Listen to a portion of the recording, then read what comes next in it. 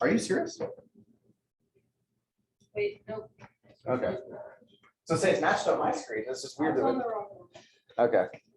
All right, we're starting a chapter about data and data representation, and of course, mean, median, and mode range. What we did yesterday deals with data sets. Today, we're going to be graphing those data sets, and they're called scatter plots. Okay, so a scatter plot is a graph that shows the relationship between two data sets. The relationship between two data sets. That's because on a graph, you have an X and you have a Y axis. Yes. Yeah, right. This is called a break right here. I'm glad you noticed that, Christian. That's called a break. We're going to talk about that more on Friday, actually. That's because there are no values that are smaller than 300.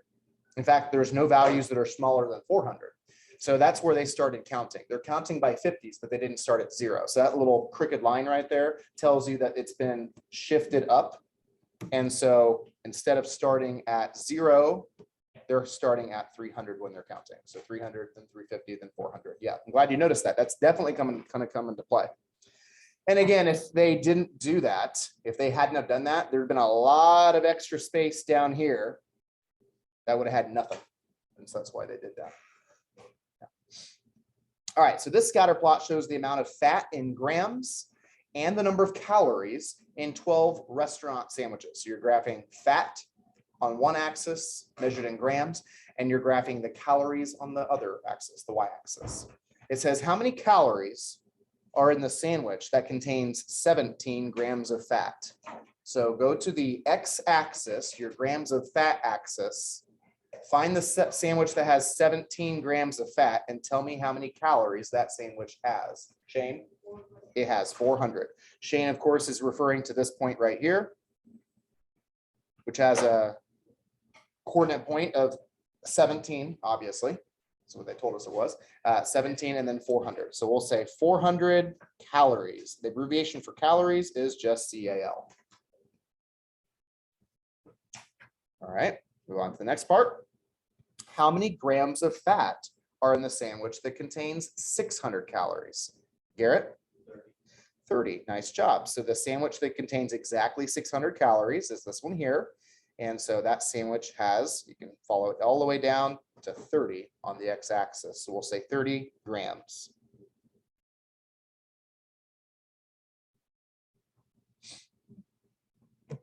Part C.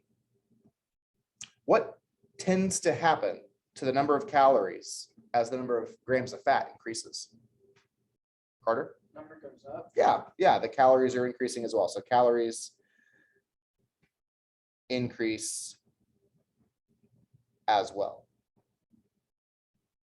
Uh-oh, someone got triggered. Maybe.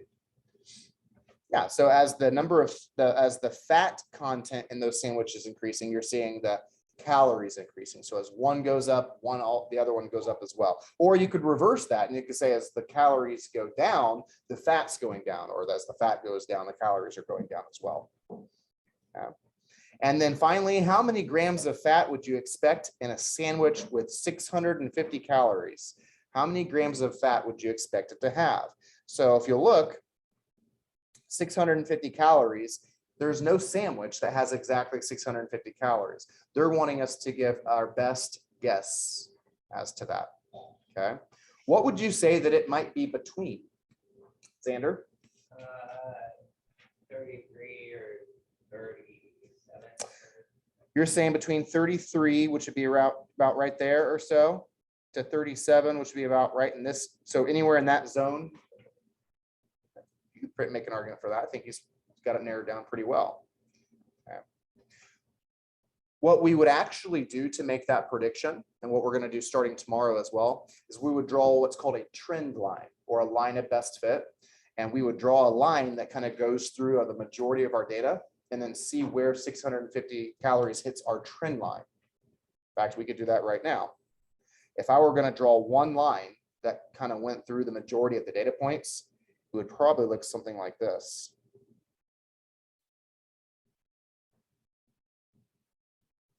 I don't know, what's that look like to you guys? Does that seem like a good line? Does it seem to be splitting the data got about as many points above it as below it.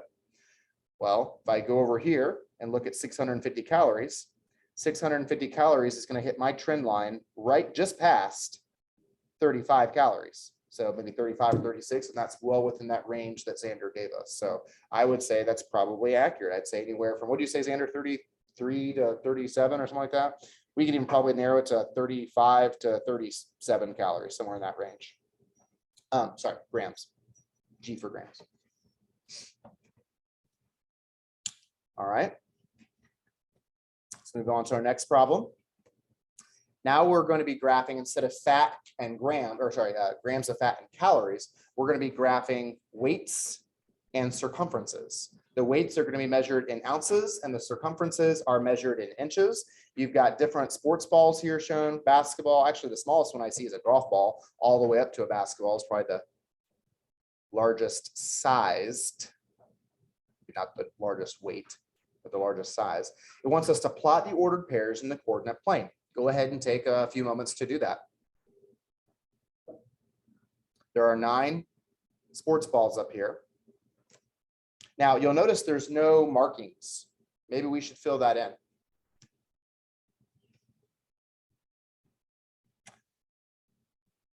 The largest circumference that I see here is 30. There's also 10 lines. So I'm kind of thinking maybe we could count by 3. That's a way we could get to 30. So on the y-axis, I'm going to start at 0 and I'm going to count by 3, 0, 3, 6, 9, 12, 15, 18, 21, 24, 27, and we'll put 30 all the way on the top. For the weight, the largest weight I'm seeing also from the basketball is 21 ounces. You know what? Why don't we just count by 3s for that axis as well? 3, 6, 9, 12, 15, 18, 21, 24, 27, 30. That might give you a guide. Now all of our scatter plots can look the same. Go ahead and take a moment to plot those. You're right. There was one that the highlight mark didn't carry over. I'm not sure what happened there.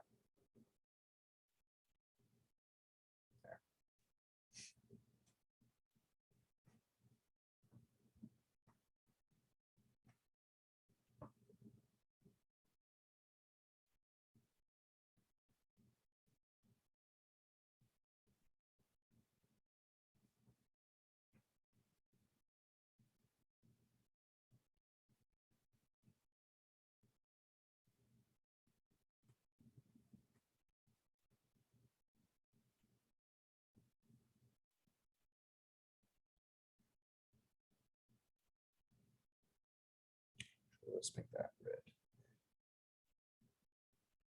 Probably taking way too long to do this, but I'm going to try to color coordinate my scatter plot dots to match with the colors of the balls up here. Golf ball is, ooh, that was tough. 1.6 ounces, 5.3 inches. 1.6 ounces, 5.3 inches.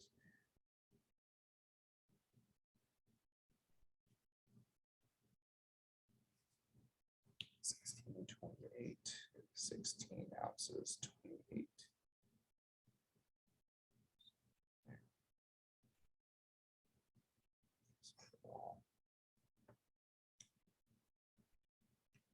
Tennis ball, 2 ounces, 8 inches.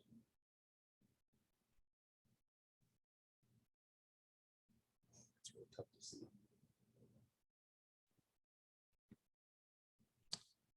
Racquetball, 1.4 and 7.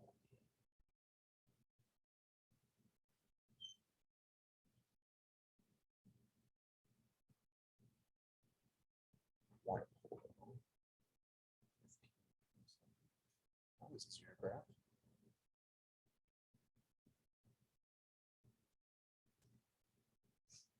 Softball, 7.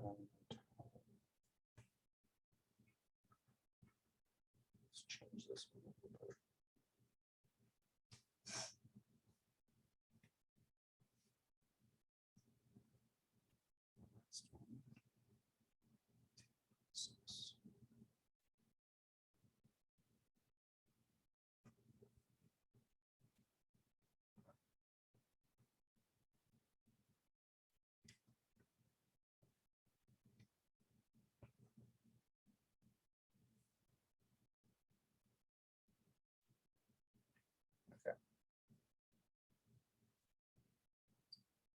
So I've got all 9 of my points plotted. Does mine look something like yours? Or did I make a mistake? I very well could have. I tried. I was too busy trying to color code them. So I did the gray one. That's our smallest one. As far as circumference is concerned, that's the golf ball. The next smallest, actually the smallest, circumference. No, the smallest weight, I should have said, is the golf ball. The next smallest weight is the racquetball, which I did in blue. Then the next smallest weight is the tennis ball that I did in light green. Then the baseball in red, the softball in neon green. Then we went up to the racquetball, no, not the racquetball, the volleyball is the light blue one up there. And then the next highest weight's the water polo ball, then the soccer ball, and then the basketball. So we plotted. Next question, part B says, describe the relationship between the weight and circumference. What tends to happen to the ball's circumference as you increase its weight? Owen? Yeah, it's also increasing. And as you decrease the weight, its circumference is decreasing. And so we have a name for that. This is called positive correlation. Okay, we're going to talk about correlation tomorrow. Correlation is the kind of the trend that you're seeing. The reason we say it's positive is because if I draw a trend line that goes through this data, what kind of slopes that line going to have? Garrett? Positive, exactly. Okay. It's also possible to have negative slope or a negative trend line. If you have a negative trend, that means as something increases, something's decreasing. And that's possible as well. Or maybe I just graph a bunch of numbers and they have no correlation. What do you think it would look like if there was no correlation? Owen? So it could be a horizontal line. It could be. Okay, that's so as something is increasing, nothing's happening to the other variable, right? That could be one instance of a no correlation. Xander? Just points everywhere. That's another, yeah, points everywhere, and you really can't even draw a trend line. There wouldn't be any correlation. We'll look at both of those instances tomorrow. Okay. Did I see another hand? You had one? That was yours, it just points everywhere. Like if I was going to plot how many pets you had at your house and what your math grade was. Does an increased number of pets mean an increased math grade? Does it? No, there's gonna be no correlation there, right? You're gonna see people have no pets that have high grades, no pets that have poor grades. Not necessarily you guys. People have lots of pets with low grades and lots of pets with high grades. And people have medium grades, medium pets, high pets, medium grades. I mean, you're gonna see everything. Especially if I graphed everybody in our hallway. Okay. I got a feeling that if I graphed your guys' math grades compared to everyone else's in the other classes, your guys' class is probably going to be trending on the high end of the scale, right? Where everyone else's might be, because I don't think there's anybody in here. There's definitely not anybody here that's failing.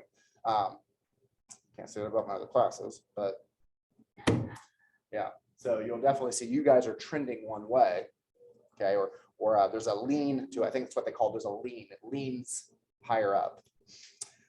It says, are any of the points close together? I'm kind of seeing some points here. I mean, you could maybe make an argument for somewhere else, but those three right there are like really close together. And so that's called clustering. Talk about that here today as well. Okay. Do you think you can describe this relationship as positive or negative? We said it was positive. And linear or non-linear? Could you draw a line through it, or is the data curving? I'd say it's probably pretty linear, right? I mean, you'll notice if it's non-linear, you'll see it definitely. You'll see something like this going on, where you could draw a pretty obvious curve there. I would say this is positive, and I would say it's linear. We're going to see some non-linear today, but I think this one's linear. So positive, and then also linear. A bowling ball has a weight of 225 ounces and a circumference of 27 inches. How does this point compare to the others? Okay, so if it has 225 ounces, that's way off our chart. Now its circumference is 27 inches. That's on our chart. So let's just make the bowling ball. I would use black, but I've already used that color. I haven't used orange. I use orange for basketball. I haven't used yellow. There's yellow bowling balls, I'm sure of it. You have a purple one? I'll use purple then. Okay, I'll use this dark purple. Okay, so there's our bowling ball. The bowling ball has a circumference of 27 inches, so it's going to be on this line. It has a weight of 225 ounces.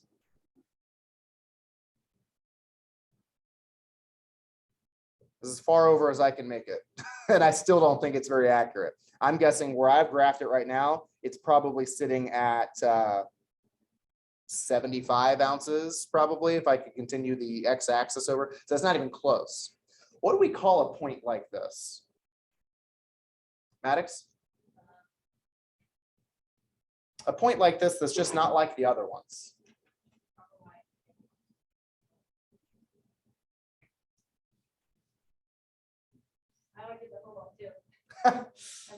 Chloe? An outlier. Yeah, it's an outlier. Of course, we looked at outliers yesterday. Okay. That's bugging me. Why is there a blue line right there? Erase the blue line. There we go. All right. Oh yeah. So how does this point compare to the others? I'll just put the word outlier right there. That's what that would be.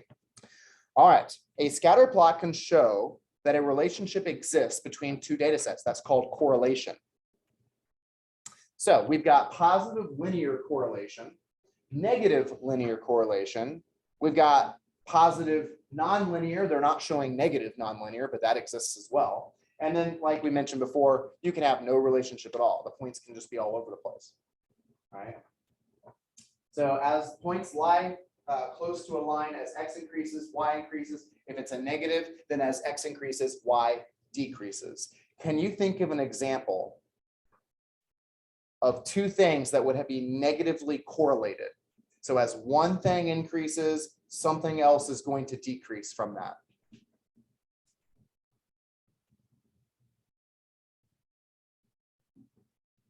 Yes, Brady?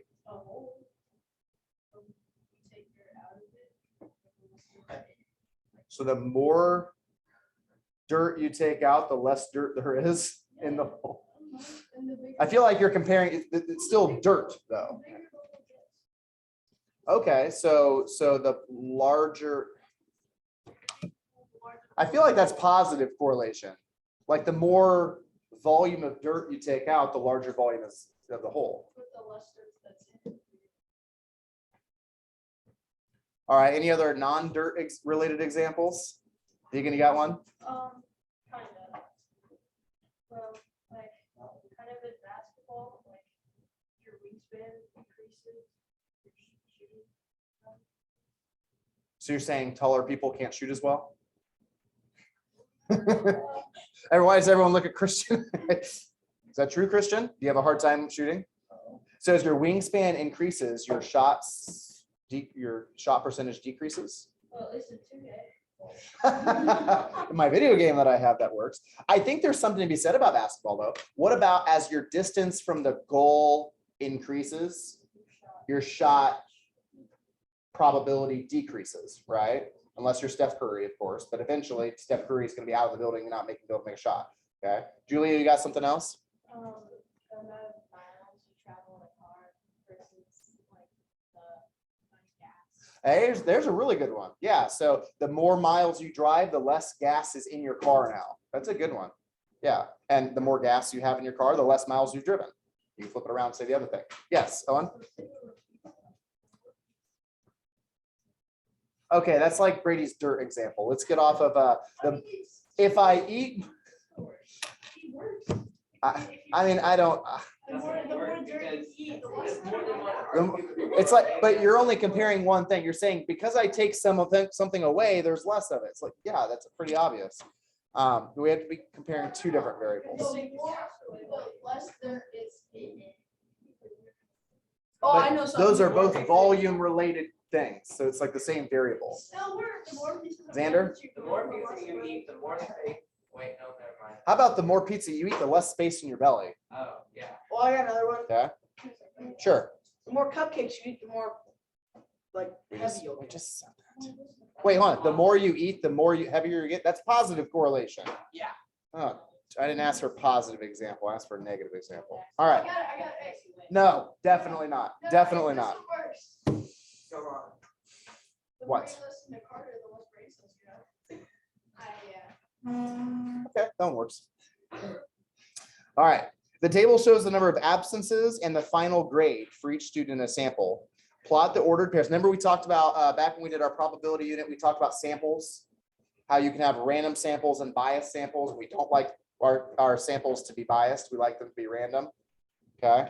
I guess if your population is an entire class, then if you sample the entire class, then I guess that works.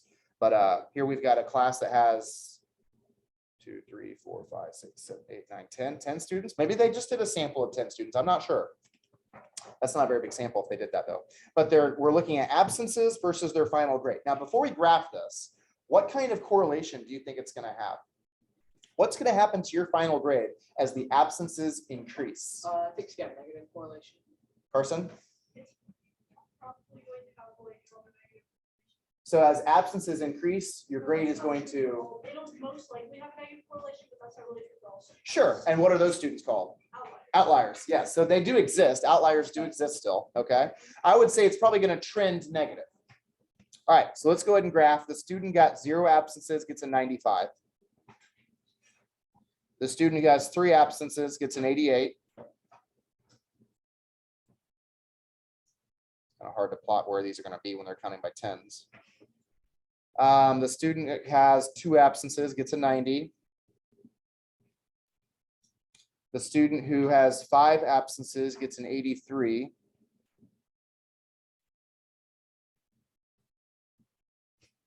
The student who has 7 absences gets a 79. 9 absences, 70.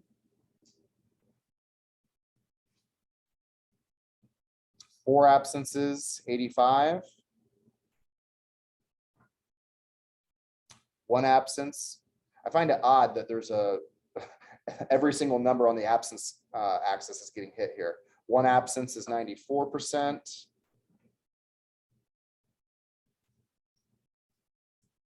10 absences, that person got a 65.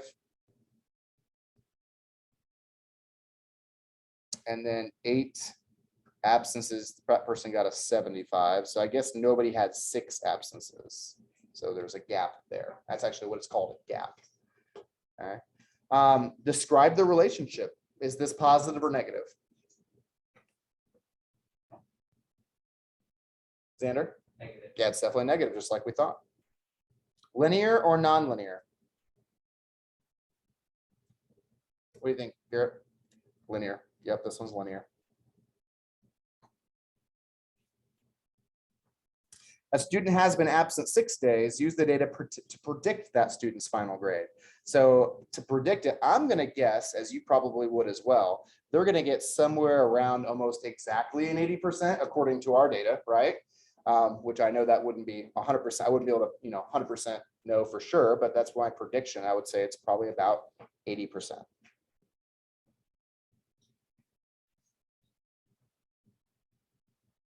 All right. Describe the relationship between the data. Identify any outliers, gaps, or clusters. So let's start with the relationship. Positive or negative, or none?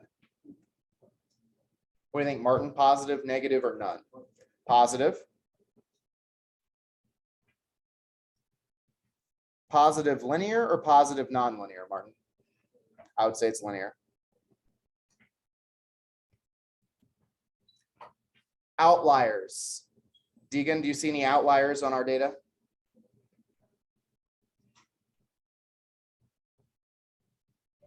Which one?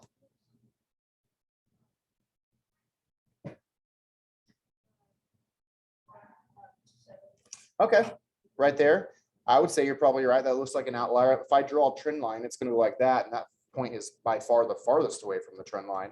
And so we'll say the outlier, I'm just going to give its coordinate point here. That would be 70 for the X coordinate, and what would you say for the y coordinate, Maddox? That's what I was thinking, 2,250. Okay. Gaps. Do you see any gaps in this? Yes, Lucy? Yeah, so actually there's, looks like this is, should probably look at what we're graphing here, television size and price. Looks like people are either buying small television sizes or medium to large, and there's a gap here from, you go from $500 and you jump up to $1,500. So I'm just going to go ahead and say that gap is from $500 to $1,500. It's really important that I label, because my label is going to tell me which axis I'm referring to. There is no 500 on the x-axis. Okay, so your label there, $500 to $1,500 looks like a gap there. And then clustering, there seems to be some clustering around what x coordinate? Jane? 30.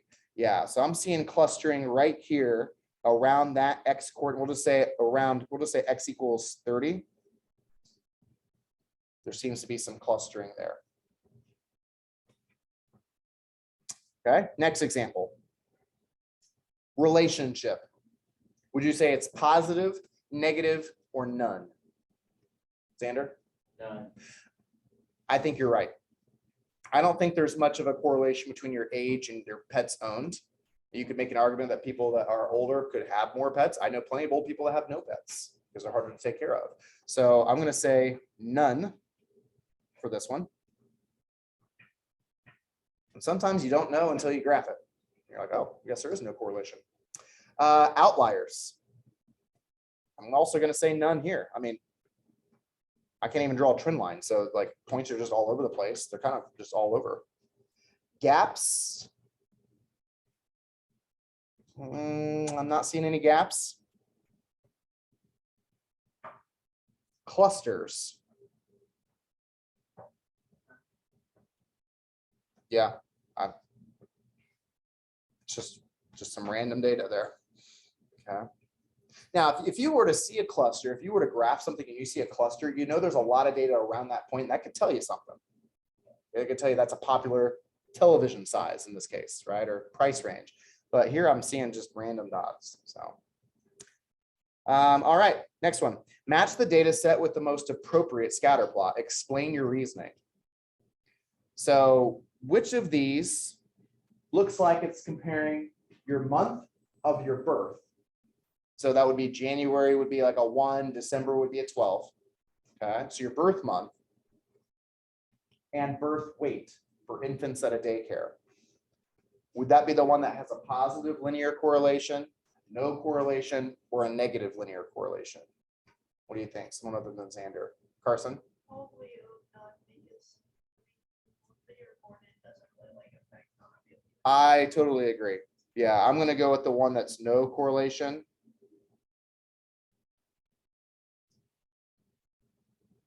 Which is this one here. Let's put an A right there. Yeah.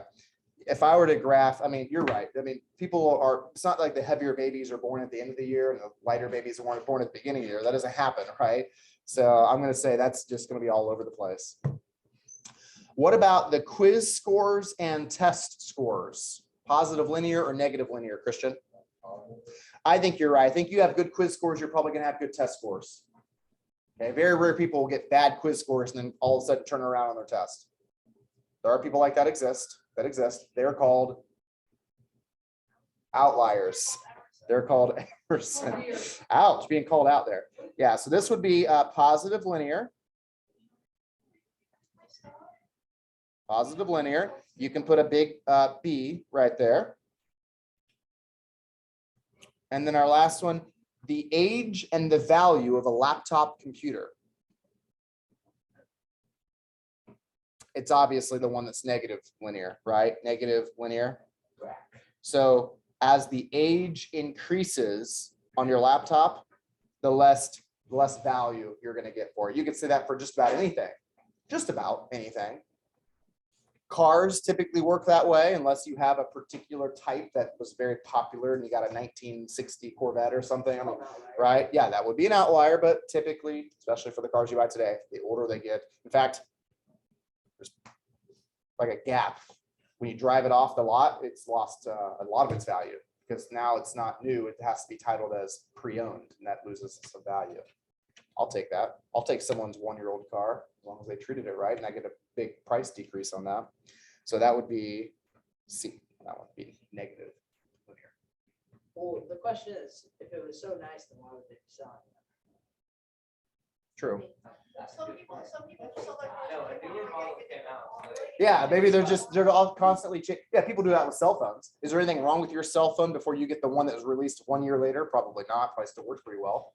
Okay. The store usually buys it back from you, right? You're like, yeah, I'm getting my money back. No, you're not. The store made a lot of money off you. You bought a phone for $1,000. They're giving you $300 back so you can buy another $1,000, $1,200 phone. So yeah, they know what they're doing. Yeah, I'm rocking with my set. Hey, here's a homework problem for you guys. Just go ahead and buy like a phone for like $200 extra, just because it has like an extra app on it. Just you guys and your apps. Number 17 on tonight's homework, sales of sunglasses and beach towels at a store show a positive linear relationship in the summer. Does this mean that the sales of one item cause the sales of the other item to increase? Explain. So we've got, in this case, we've got, they're asking if, that obviously they're related. There's a positive linear relationship. They're asking that, is the sale of beach towels increasing because the sunglasses are increasing? Is the high number of sunglasses causing there to be an influx of beach towels purchased? No, you're right. The two events are correlated, but one event blank the other event. I'm going to probably say does not cause. They call that causality. Cause. Is that spelled right? That doesn't look right. Cause? Yeah. Okay. All right. For the example given, buying sunglasses does not cause you to buy a beach towel, and buying a beach towel does not cause you to buy sunglasses. Now, why do you think they're positively correlated? There's a connection there, but one's not causing the other. What's causing them both, Owen? Summer. Yeah. Sun's out, guns out, right? Sun's out, belly's Sun's out, shades out, maybe, right? Yeah, you're gonna, summer's come along, you're gonna get that new pair of sunglasses, you're gonna get a new beach towel because you're going to the beach, right? So I'm not buying a new beach towel because, oh, I got these new sunglasses. I gotta go get a matching beach towel. That doesn't make any sense. Deegan, Your mom's an outlier. go ahead, Deegan. The homework, it says